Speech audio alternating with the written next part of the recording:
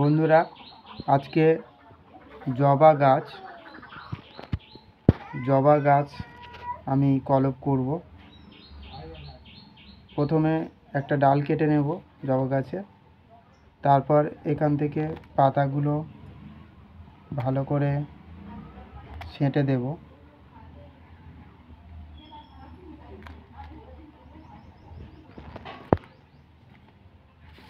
দেখুন বন্ধুরা, এই যে ডালটি জবা গাছের, এই ডালটিকে আমি আমার টবের মাটির মধ্যে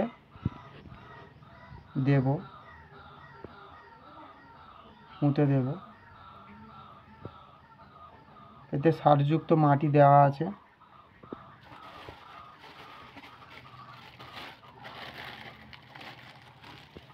আর কিছুটা কলমের মাটি দিয়ে দেব চতুর্দিকে।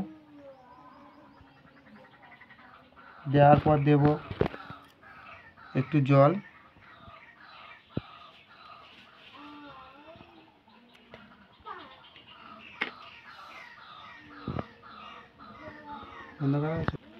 বন্ধুরা, আমার জবা গাছটিতে নতুন কুচি কুচি পাতা গজিয়েছে।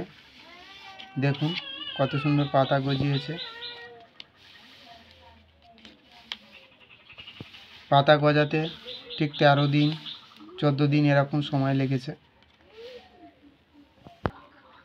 বন্ধুরা, আমার জবা গাছে দেখুন এখন ফুলও ফুটেছে, বেশ কিছু কুঁড়িও এসেছে।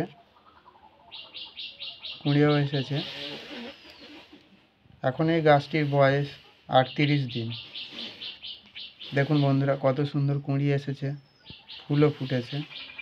আর খুব কম দিনের মধ্যে এরকম যদি চারা তৈরি করার ইচ্ছা থাকে তাহলে ভিডিওটাকে ফলো করবেন।